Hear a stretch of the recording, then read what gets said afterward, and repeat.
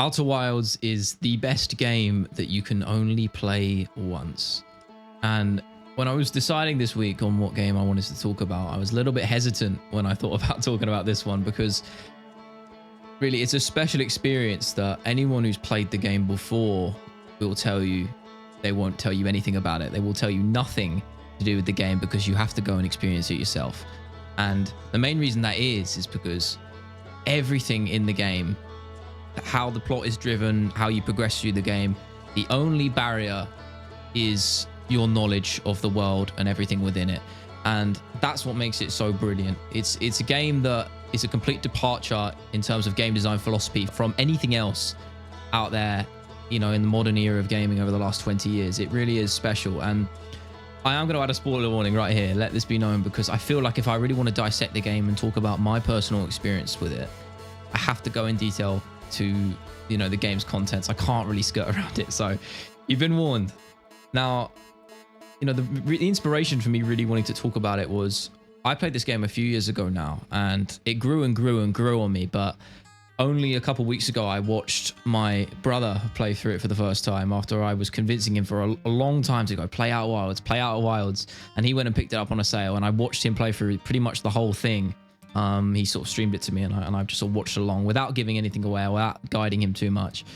And I was able to sort of live vicariously through his experiences, and it made me remember how special it was. And then after that, I went down the rabbit hole of Outer Wilds, you know, going back into the universe, watching the making of documentary by NoclipDocs, which is really special. If you haven't gone and watched that, do so after watching this video.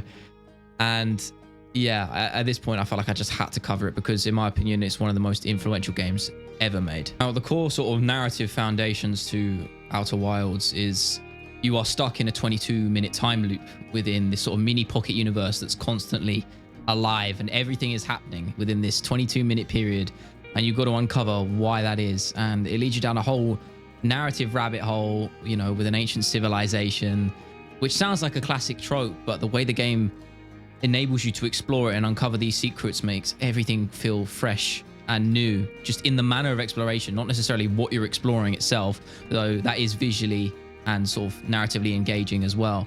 And there's about 5 or 6 different planets, again, I'm eyeballing that, to explore, and each of them is sort of their own level, I guess you could call it, and they each present their own obstacles, experiences, knowledge that you need to beat the game. And I'll dissect a couple of those without giving too much away, but I think probably my favorite one is likely the one that people explore last, generally speaking, because it's on the outer sort of skirts of the solar system, and that's Dark Bramble. And for those of you that played the game, you already know where I'm going with this, but everything in the game beforehand is very much thought process based. You know, the bit most, again, based on your knowledge, as most things are in this game. And Dark Bramble definitely applies those principles, but it flips the sort of the themes of the game on its head completely, and suddenly you're in a terrifying horror experience that you never would have expected out of this game. And it's just the surprise that's so good in the worst way possible, if that makes sense, because it's absolutely terrifying and it's brilliantly done. Again, I don't want to go too much into it, because again, I'm going to keep repeating myself with this. Is a game you absolutely have to experience yourself.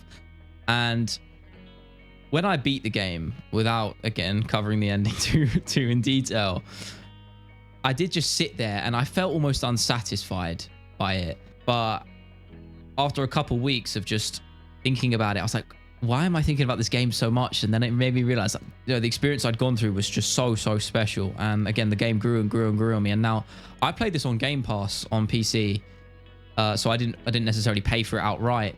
But just the testament here, the testament to how much I absolutely loved it is that I just went and bought the DLC anyway, because I played it about a year after the game had came out, and the DLC was just newly launched. And I loved it so much, even though I didn't technically own the game, I bought the DLC.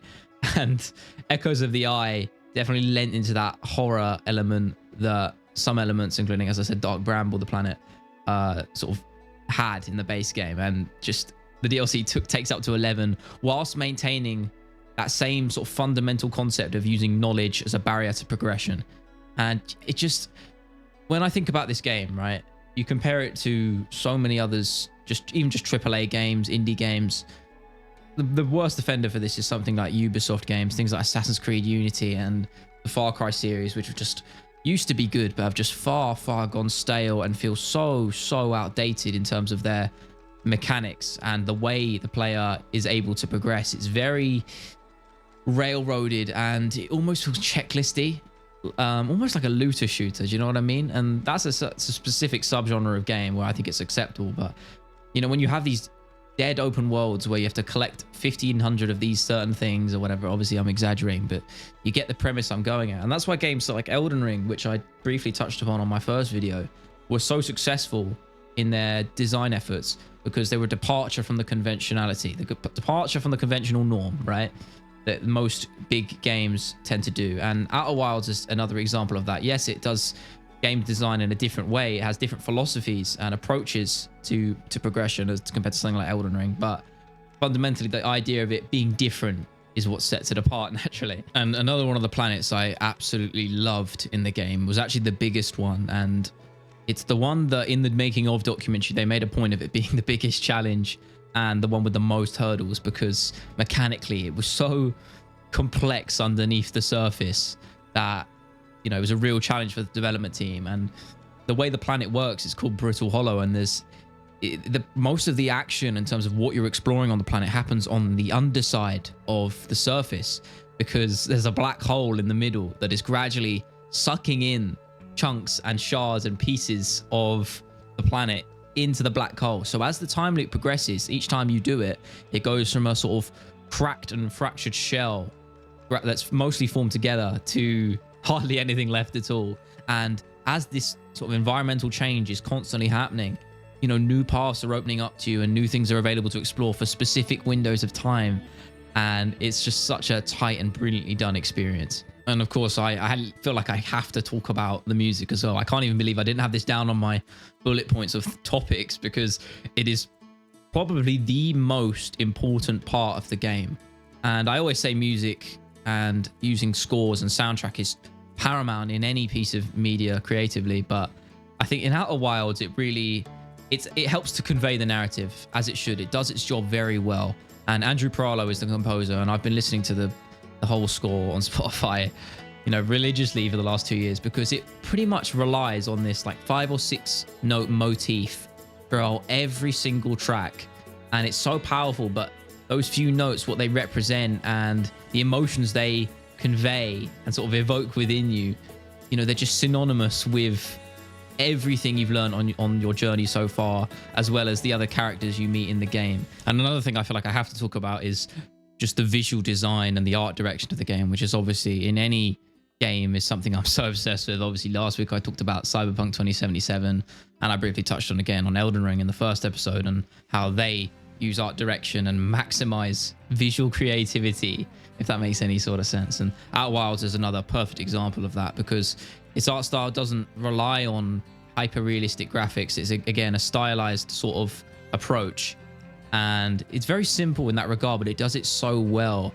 And I particularly love how the ship is built. You know, your ship almost becomes another character as part of the game because you have such a personal attachment to it. And half of the reason that is because of the visual design and the approach the development team took in making it feel very homely and grounded and realistic. You know, for all intents and purposes, the game is sci-fi, but you would never think of it when you look at some of the visual elements, and particularly within the cockpit of the ship. Everything feels bootstrapped and sort of strung together with a few loose, you know, ends of string. It's very like this whole ship's going to blow up at any moment, and that perfectly reflects the race that you play as, the Harthians, who are very careless sort of creatures. They don't really care about the risks of anything, and they're not worried about, you know, the end of the universe, which is, you know, again, half spoilers here, what the main crux of the game is. It's about time and, you know, the exploration of the end of it and how we tackle that and the emotions that evokes and all sorts of things like that. And of course, tying in the concept of the end of the universe, you can very much relate it to the end of the game, because by the time I'd finished it, as I briefly touched on earlier, it made me realize that it was a game I could never play again, because as I said, your only barrier to completion is the knowledge you have. You can go and beat the game within 10 minutes of starting it up if you know what you're doing. And, you know, that's a very sort of melancholic conclusion to a game that I absolutely love, because I really wish I could go through it all over again. I wish I could wipe my memory and experience that exact same thing in the exact same way and, you know, evoke those exact same emotions, but I can't. And again, as I said, I mentioned, you know, living vicariously through my brother and watching other people play it and seeing their experiences with it, but it isn't the same. And, you know, that's okay. But I can always, you know, think about, you know, the main menu title screen is that the one thing, this is what I'll end on here, is the one part of the game which brings me the most comfort. And that's partly due to the music. But when I watched my brother play it for the first time, hearing the main music and the main theme come up and the little campfire with the smoke appear, and it just brought back that sort of wave of comfort I felt after completing the game for the first time. And, you know, I wish I could just have that forever, if that makes any sort of sense.